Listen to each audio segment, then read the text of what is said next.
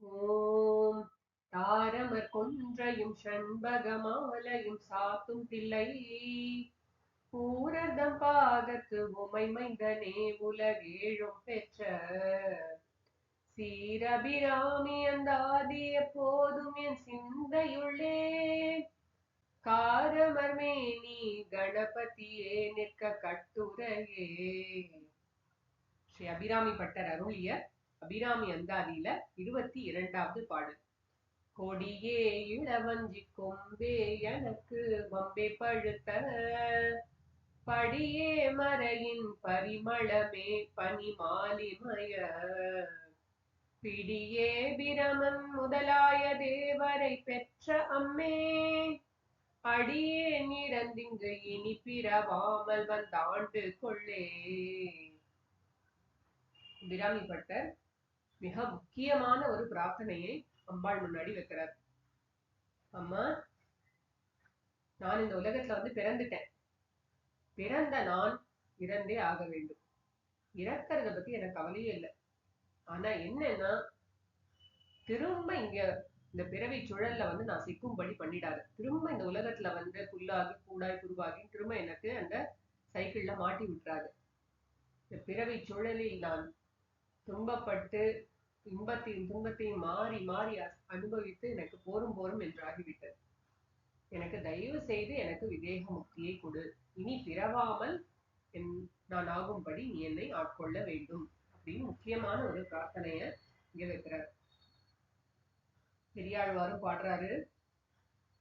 எய்ப்பு எனக்கு நலியும் போது அங்கு ஏதும் நான் உன்னை நினைக்க மாட்டேன்.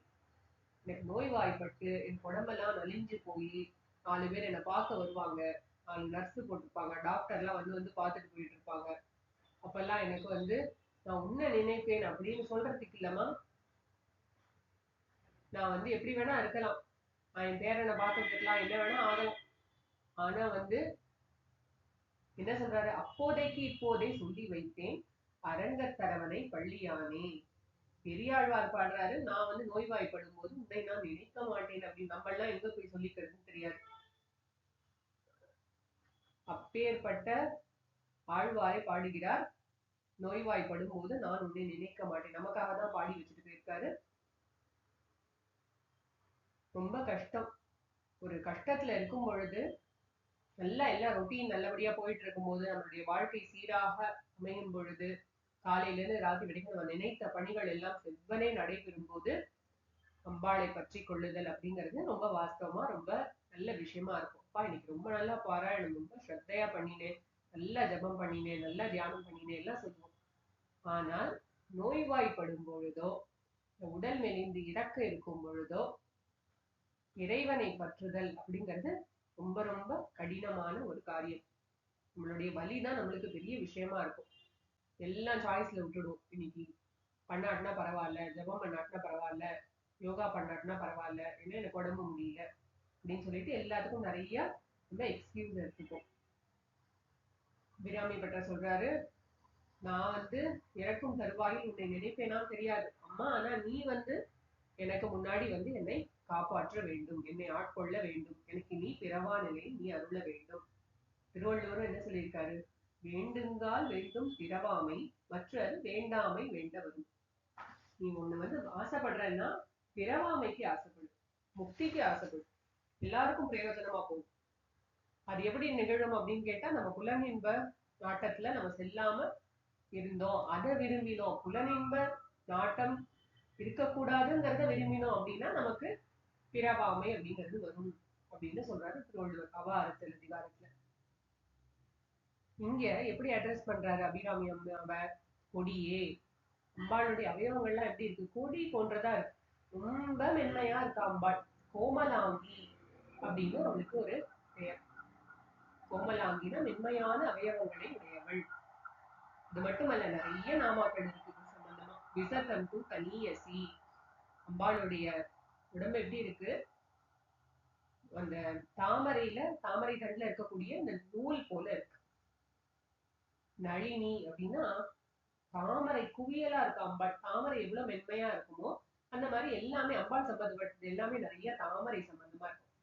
மிருணாள மிருதுதோலதா, மென்மையான தாமரை போன்ற கைகள். கைகள் வந்து அவ்வளவு மென்மையா இருக்கு அம்பாளுக்கு. இந்த மாதிரி நிறைய நாமாக்கள் இருக்கு. அதுக்கப்புறம் என்ன சொல்றாரு, இளவஞ்சி கொம்பே. இந்த கொம்புங்கிறது என்னன்னா, இந்த ஒரு கொடியில இருக்கக்கூடிய பூவெல்லாம் பூத்த ஒரு பிரான்ச், கொடியில வரக்கூடிய ஒரு பிரான்ச்சுக்கு கொம்புன்னு பேரு.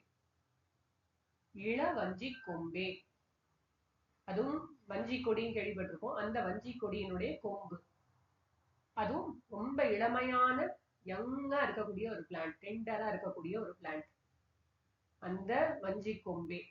அது மட்டும் இல்லாம இன்னொரு பொருள் இருக்கு, வஞ்சி மரம்னு இருக்கு. வஞ்சி மரத்துடைய ஒரு கிளை, பூவுடன் நல்ல விளங்கக்கூடிய ஒரு கிளை, அதுதான் கொம்புன்னு சொல்லுவோம்.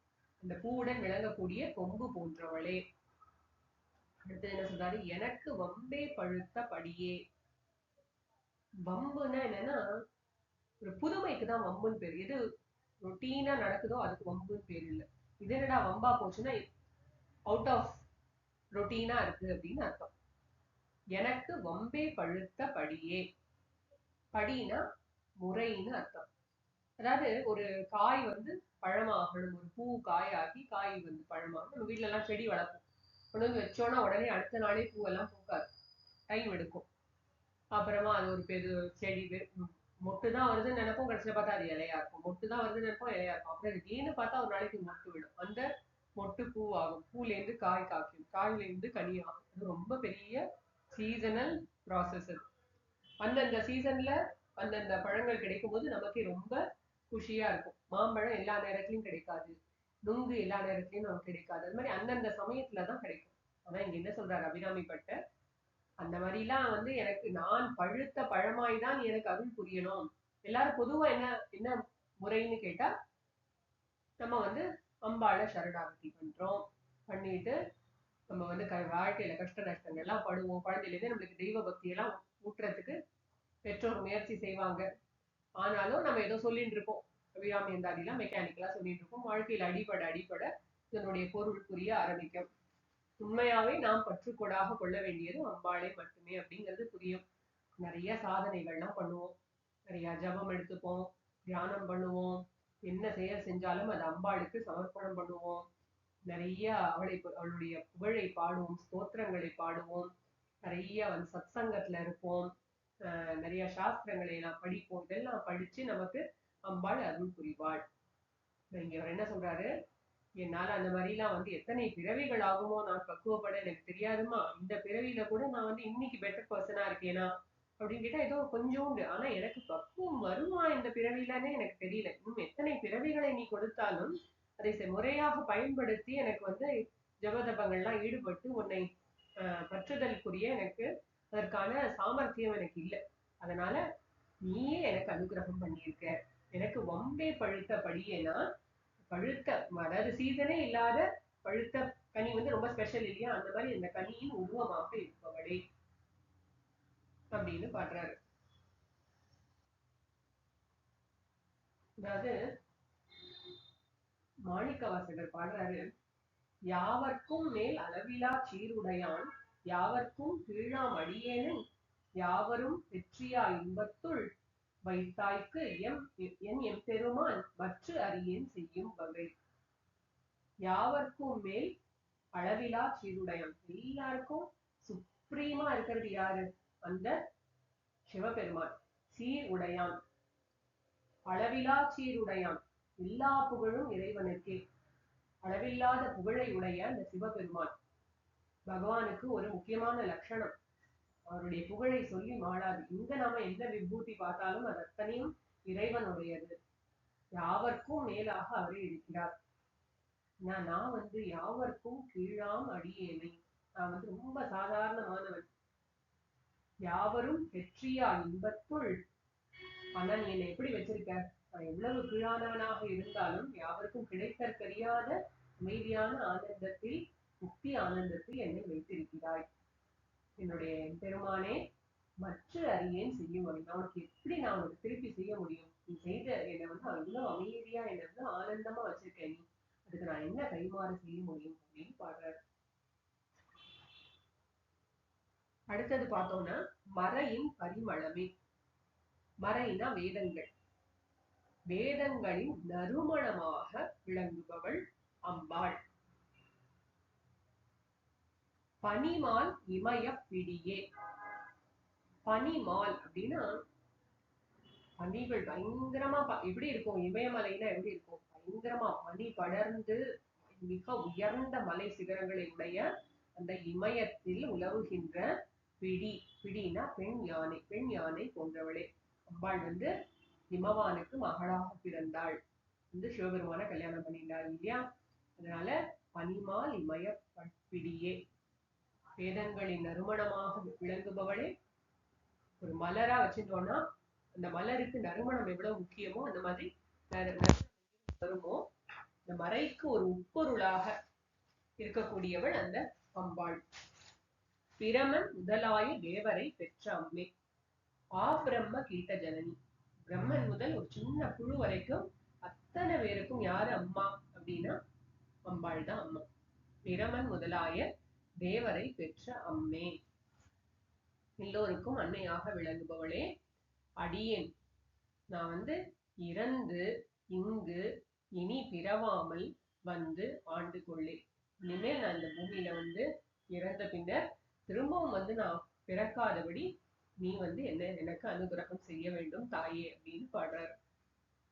கொடியே இளவஞ்சி கொம்பே எனக்கு வம்பே பழுத்த படியே மறையின் பரிமளமே பனி மாலிமய பிடியே பிரமன் முதலாய தேவரை பெற்ற அம்மே. அடியேன் இறந்திங்கு இனி பிறவாமல் ஆண்டு கொள்ளே. சர்வம் ஸ்ரீ ஜெகதம்பார்ப்பணமஸ்து.